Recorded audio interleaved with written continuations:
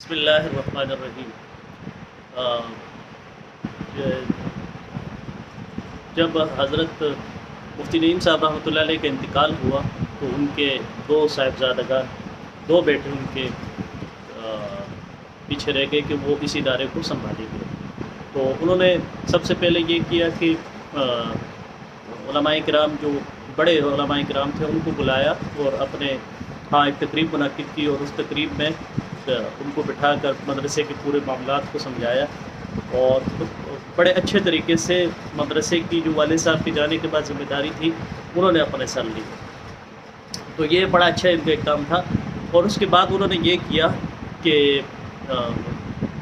मुख्तलिफ़ उलमाए किराम, जो बड़े उलमाए किराम हैं पाकिस्तान में, उलमाए देवबंद मकतब फ़िक्र के, उनमें से एक दो उलमा को अपना मुस्तकिल सरपरस्त बना लिया। उनके पास आना जाना, हर चीज़ में उनसे मुशावरत करना, उनसे बातचीत करना और अपनी ज़िंदगी को उनके बताए हुए उसूलों या तरीक़े के मुताबिक गुजारना और मुसलसल उनसे रहनुमाई लेते रहना और मुसलसल अपनी इस्लाह करवाते रहना।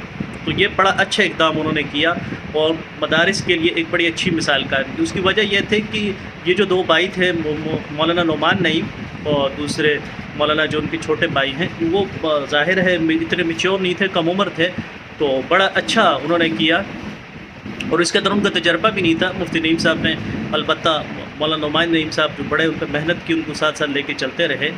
लेकिन इन दो भाइयों ने जो इक़दाम किया बहुत अच्छा किया। ज़ाहिर है जब बुज़ुर्गों की तरबियत नहीं होगी तो फिर बंदा जब चाहता है, जैसे चाहता है, जहाँ चाहता है चलता रहता है अपने हिसाब से, तो उसके हमें फिर बहुत सारे नुकसान उठाना पड़ते हैं और नुकसान उठाना पड़ भी रहा है।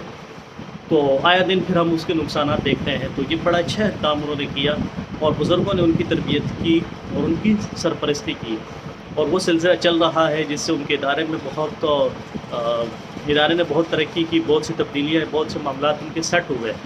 और कहा यह जा रहा था कि उनके इदारे के अंदर पहले से कुछ मसाइल है, कुछ चीज़ें हैं कि जिसकी वजह से शायद वो सर्वाइव ना कर सके, लेकिन उलमा ने, बुज़ुर्गों ने बड़े तरीके से उनको इन मामलात को हल किया और अब भी उनको लेके चल रहे हैं, उनकी तरबियत भी कर रहे हैं, उनकी इस्लाह भी कर रहे हैं। इस्लाह बहुत ज़रूरी है। जब आप किसी बड़े का हाथ आपके सर पे नहीं होता तो यकीनी तौर पे फिर आप कई सारे मसाइल और परेशानियों का शिकार हो जाते हैं और आप फिर गुमराही के शिकार हो जाते हैं, बहुत मसला आपके लिए हो जाता है।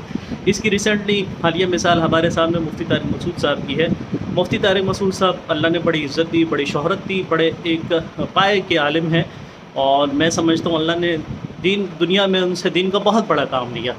अब उन्होंने अपना मुस्तकिल सरपरस्त हज़रत मुफ्ती अब्दुर्रहीम साहब दामद बरकातुहू को बनाया हुआ है। हज़रत के पीर भी हैं हज़रत उनके, उनसे मुसलसल इस्लाह रहते रहते हैं, उनसे मुसलसल बातचीत करते रहते हैं। उसका उन्हें बड़ा फ़ायदा हुआ। ज़ाहिर है हज़रत मौका ब मौका उन्हें समझाते भी हैं, बताते भी हैं और ये जो पूरा मामला हुआ हज़रत मुफ्ती तारिक मसूद साहब को बदनाम करने का, तो बड़े अच्छे तरीके से अल्लाह ने इन्हें बचाए, अल्लाह ताला उनको अपने हिफ्ज़ व अमान में रखे। तो ये एक बड़ी मिसाल हमारे सामने है।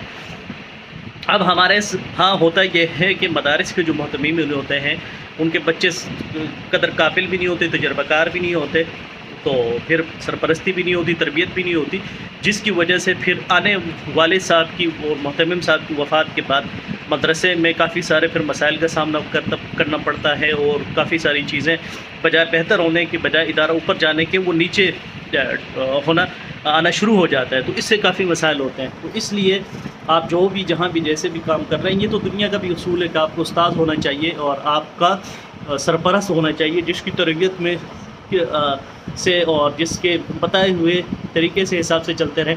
नबी सल्लल्लाहु अलैहि वसल्लम ने सहाबा इकराम को इस तरह लेके चला। फिर आगे सहाबा की जो औलादें थी उन्होंने अपने वालिदैन, अपने बड़ों को लेके चला, उस हिसाब से चलते रहे और इसी तरह आगे फिर उनकी औलादों ने, यानी ताबीन ने सहाबा को और तब ताबीन ने ताबीन को लेके चला। तो इस हिसाब से फिर मामलात सही चलते हैं।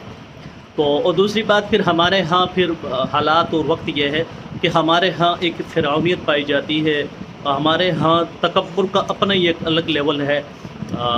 आप कई सारे लोगों को, मज़हबी स्कॉलर्स को मैं ख़ुद जानता हूँ, आप भी देखते हैं, तो ज़ाहिर है दीन का इल्म फिर इंसान के अंदर बहुत ज़्यादा तकब्बुर उससे पैदा हो जाता है تو پھر اس تکبر، اس فرعونیت، اس آڑ کے چکر میں ہم سے بہت سارے کام غلط ہو جاتے ہیں، تو جس کے لیے ہمارے سرپرست کا ہونا اور مربی کا ہونا لازمی ہے۔ اور دوسری سب سے اہم بات کہ ہمارے بزرگ وقتاً فوقتاً سب مکتب فکر کے علماء کرام منع کرتے رہتے ہیں کہ تصویر کشی حرام ہے، تصویر کیمرے کا استعمال حرام ہے، وہ نہیں کرنا چاہیے۔ لیکن اب بات یہ ہے کہ علماء کرام بڑے دور اندیش ہوتے ہیں، ان چیزوں کو سمجھتے ہیں، مسائل کو سمجھتے ہیں، اور انہوں نے یہ جو فتویٰ دیا یا وہ جو منع کرتے ہیں، ظاہر ہے اس کے پیچھے بڑی ایک اللہ تعالیٰ نے رکھا ہوا ہے کہ اس سے ظاہر ہے ماحول میں، معاشرے میں کچھ نہ کچھ اور بڑی سطح پہ اس طرح کی تبدیلیاں آتی ہیں۔ تو کیمرے کا جو استعمال ہے اس حوالے سے بھی ہمیں بڑا متفکر ہونا چاہیے، سوچنا چاہیے، اور اس حساب سے ہمیں کوشش کرنی چاہیے کہ کم سے کم اور اچھے سے اچھا استعمال کرنا چاہیے۔ اسی کیمرے کی مثال ہے مفتی طارق مسعود صاحب کا واقعہ، جیسے میں نے آپ کو بتایا کہ آپ کے سامنے ہے۔ وہاں مفتی طارق مسعود صاحب کا بیان چل رہا تھا، اس کی کسی صاحب نے موبائل پہ ویڈیو بنائی اور اس کا کلپ کاٹ کے اس کو آگے کلپ کاٹ کے اپنے مقصد کی بات نکال کے پوری دنیا میں اس کو پھیلا دیا، اور مفتی صاحب کے خلاف ایک محاذ کھل گیا۔ اس سے پہلے مولانا منظور بینگل صاحب درس حدیث دے رہے تھے، اس دوران وہ طلبہ کے ساتھ انہوں نے یعنی نازیبا گندے قسم کے لطیفے سنائے جو ریکارڈ ہو کے سوشل میڈیا کی زینت کا حصہ بنے رہے۔ اور اس سے پہلے جنید جمشید شہید رحمۃ اللہ علیہ بھائی صاحب کا جو واقعہ ہوا تھا، ان کا بھی اسی کیمرے پر انہوں نے بعد میں معافی مانگی، مفتی طارق مسعود صاحب نے بھی اس پہ معافی مانگی۔ تو یہ کیمرہ ہی ہے، ہمیں اس کا استعمال خیال سے، طریقے سے کرنا چاہیے، اور اپنے آپ کی اصلاح کروانی چاہیے، اپنے آپ کی تربیت کرنی چاہیے، اور اپنے آپ کو فرعون نہیں سمجھنا چاہیے۔ میں سمجھتا ہوں اپنے بزرگوں کا ہاتھ تھامے رکھنا چاہیے۔ اس وقت کی جو صورتحال ہے، اس وقت سرپرستی کا بالکل فقدان ہے، اور ایسا کوئی سلسلہ نہیں ہے کہ جس کی وجہ سے ہم رہ کے اپنے ان دینی معاملات کو آگے چلتے رہیں۔ اللہ تعالی ہمیں عمل کی توفیق عطا فرمائے۔